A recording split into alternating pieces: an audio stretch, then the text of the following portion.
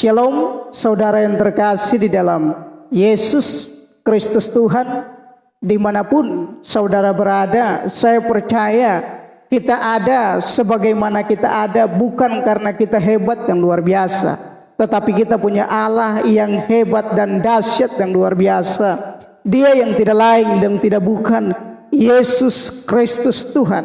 Kita harus memberikan pujian kepadanya, kita harus menyembahnya, karena kalau bukan Yesus kita binasa, tetapi melalui Yesus kita diselamatkan. Oleh sebab itu, saudara yang terkasih di dalam Yesus Kristus Tuhan, sekali Yesus tetap Yesus, karena di luar Yesus Anda binasa. Tetap berpegang teguh di dalam Yesus Kristus Tuhan, karena firman Tuhan jelas bahwa Yesus adalah Allah yang benar dan Tuhan yang benar. Karena di bawah kolong langit ini hanya nama Yesus yang berkuasa, hanya nama Yesus yang bisa menyelamatkan Anda dengan saya, hanya nama Yesus. Karena di luar Yesus pasti kita binasa.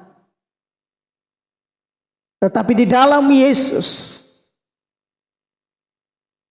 kita memiliki kehidupan yang kekal dan jaminan yang pasti di dalam Yesus Kristus Tuhan. Karena kekristenan berbicara surga itu pasti, tidak mudah-mudahan, tidak semoga, pasti ketika Anda percaya kepada Yesus sebagai Tuhan dan Juru Selamat. Ya, saudara yang terkasih di dalam Yesus Kristus Tuhan, renungan firman Tuhan kita hari ini di dalam Efesus pasal yang ketiga, ayat yang ke-16 dengan 17 saya akan baca buat kita semua. Saudara bisa perhatikan di dalam teks Alkitabnya masing-masing. Demikian firman Tuhan, aku berdoa supaya Ia menurut kekayaan kemuliaannya menguatkan dan meneguhkan kamu oleh Roh-Nya di dalam batinmu, sehingga oleh imanmu Kristus diam di dalam hatimu, dan kamu berakar serta berdasar di dalam kasih. Tema renungan firman Tuhan kita hari ini, kuasa doa mengubah orang percaya. Doa kita itu besar kuasanya. Di saat kita berdoa kepada Tuhan, saat itulah Tuhan akan bekerja bagi kita. Jangan pernah kita meragukan dengan doa kita yang kita sudah naikkan kepada Tuhan, karena Tuhan akan bekerja melalui doa kita. Karena Yesus sendiri berkata di dalam Injil Matius pasal yang ke-7 ayat yang ke-7, minta akan diberikan, ketuk maka pintu akan dibuka, ketika kita mencari akan mendapat. Itu kata Yesus, bukan kata saya. Dan ketika Yesus berkata, Dia akan menggenapi janji-janjinya bagi saudara dengan saya. Dan saya percaya bahwa janji-janji Tuhan akan Dia genapi bagi kita sebagai orang percaya.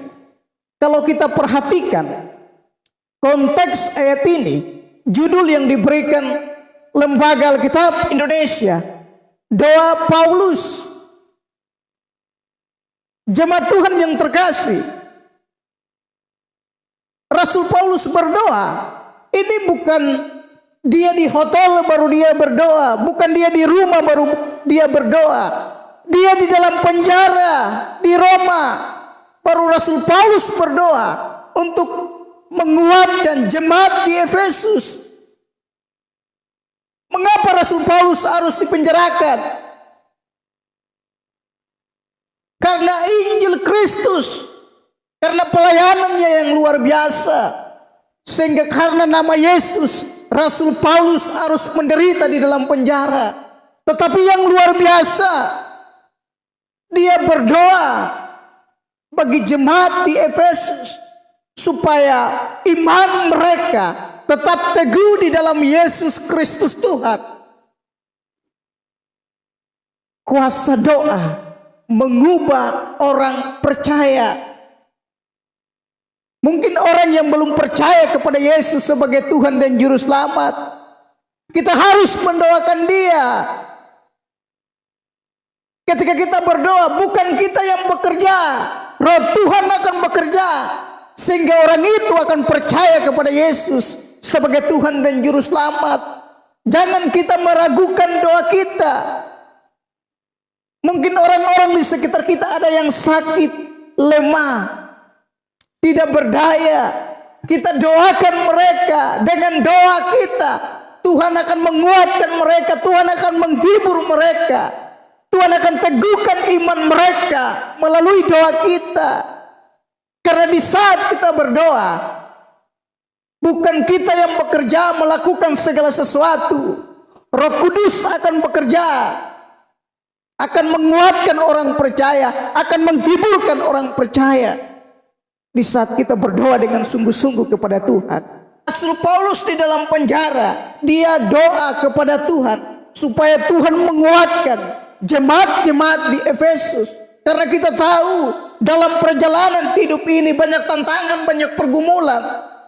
Dan Rasul Paulus tahu betul di Efesus itu ada dewa-dewa.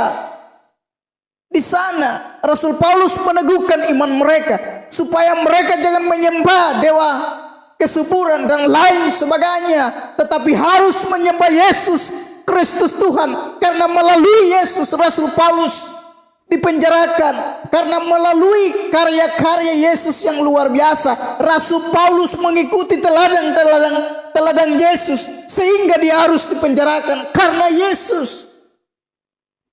Oleh sebab itu, mungkin dalam pelayanan kita membuat kita putus asa, kita khawatir. Doa itu akan membuat kita kuat. Ketika kita diperhadapkan dengan pergumulan, persoalan, kita harus berdoa kepada Tuhan. Jangan takut berdoa kepada Tuhan.